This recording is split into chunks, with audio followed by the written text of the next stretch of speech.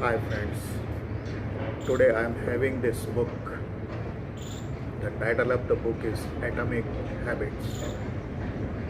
This is written by James Clear and published by Penguin in India. The tiny changes and the remarkable results. I get hands on this book and started reading. Then I felt that I should continue. I was not able to stop it. So I liked it. And here Mr. James Clear, who is expert in habit making and how to dissolve the bad habits and cultivate the new good habits. I think why at all somebody wants a change in the habit. In our life, we always think we should be acceptable in the society, in the family, and constantly we evolve. And this evolution process pushes us to change. And in the long run, if you see the changes, that is the only life. If you are alive, you are constantly changing.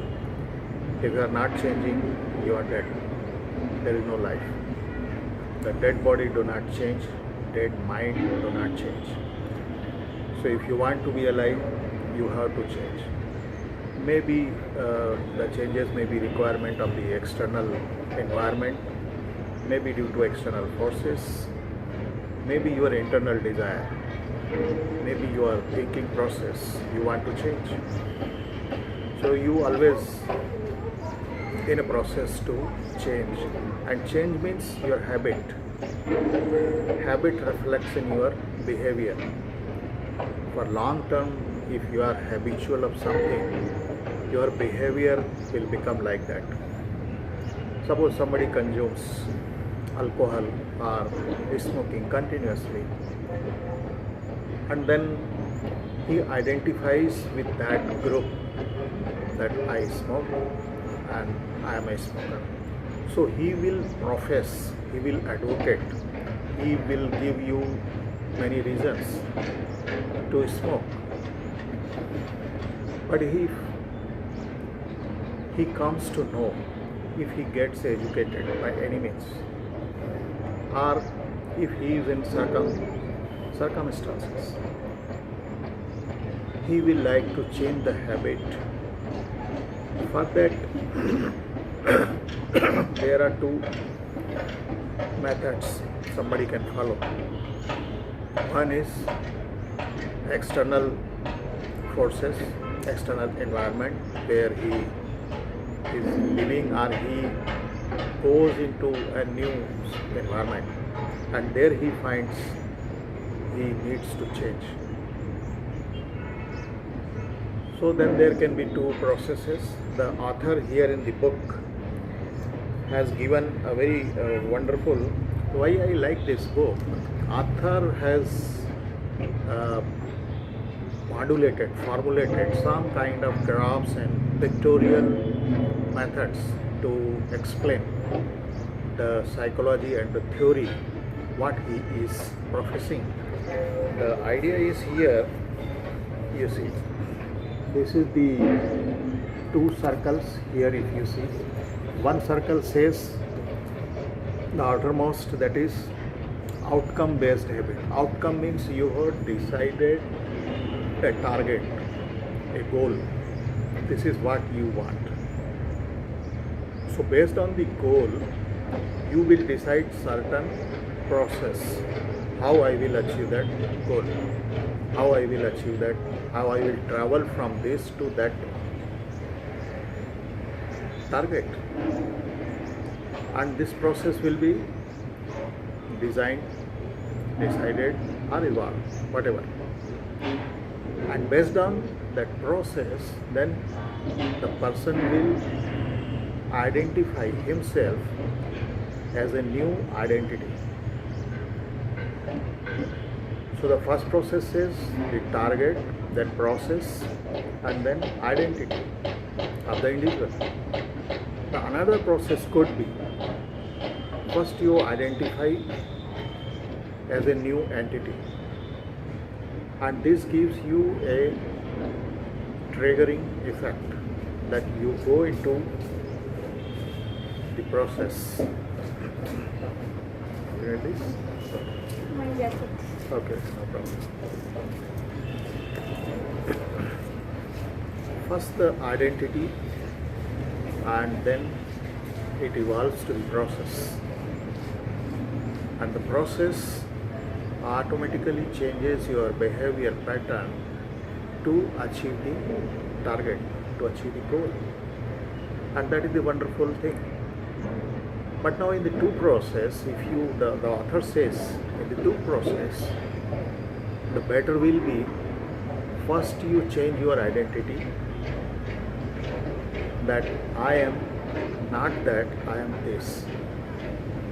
And there you start processing, method evolving. Automatically the goals will come to your way, the targets will come to your way. Basically the author here is advocating that to change a habit, to achieve a big goal, he says let aside the big goal, let aside the targets, but in daily routine the small habits has to change by consciously putting your little effort. That he says 1%. That is 1% change in one step. Say you want to get up early in the morning. So if you are getting up by say 8 o'clock and you are targeting that I should get up at 5 o'clock in the morning, it will not happen easily. And you cannot put alarm every day at 5 o'clock and then close the alarm and go to sleep again. Let you start with say 5 minutes or 10 minutes early. If you are waking up every day by 8 o'clock, say 5 minutes, 10 minutes early every day. And once you establish this 5 minutes, then you go for 10 minutes, then it will be easier for you to get up at 15 minutes before. And slowly this will become your habit that you every day get up at 5 o'clock in the morning. So this is how the small efforts, small changes in habit. The author says to cultivate new habit and to die away the old bad habits, you require effort. Without that it will not happen. So here in one of the here if you see this,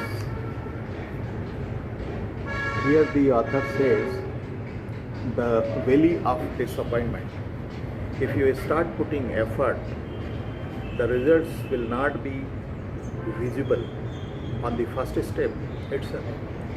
So you need to continue with the effort, and there will be curve on the timeline that after certain period suddenly you will start observing the changes, and that will be the final.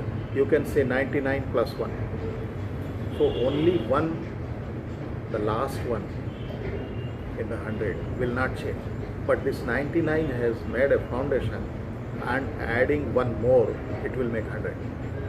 So this is how he says 1% theory, to do away with the old habits, to cultivate new habits. Why we need to change? We want acceptance in the society, we want to be visible in the friends group,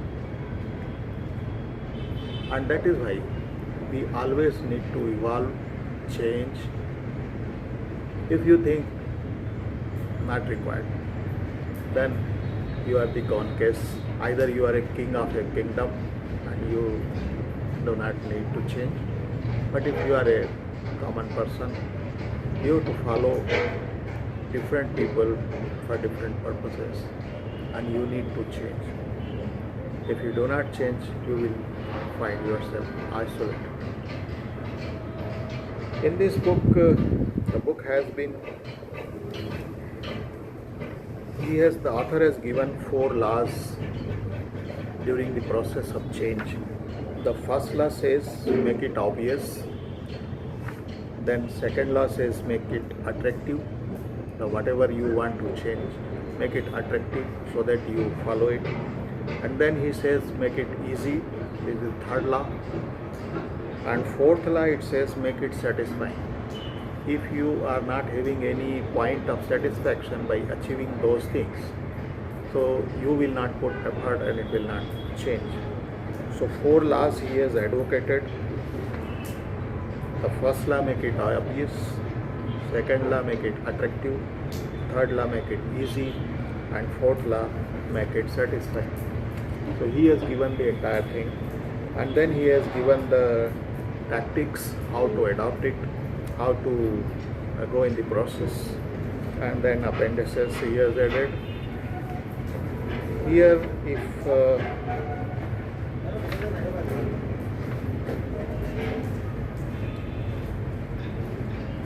fundamentals he advocates, tiny changes makes big differences. So one has to start with tiny changes, and the tiny steps, you can say baby steps. Somebody wants to become a marathon expert, baby steps initially required. A small habit makes big changes. He has given very simplistic way of understanding, that is the positive compounding effects and the negative compounding effects. Negative thoughts, stress compound, outrage compounds, relationship compound, knowledge compounds, and productivity compounds. He has also given in the book how to use this book in the family, in relationship, in business, in your environment, wherever you like, you can use the knowledge gained. I find this very encouraging, effective, and unusual way of telling the same thing, which we may be aware. But I will recommend that people should go and read this book. This is costing around 800 rupees in India. I will recommend for professionals, students, experts in different field. If they go through this book, I think they will be benefited. This is not a promotion video I am making.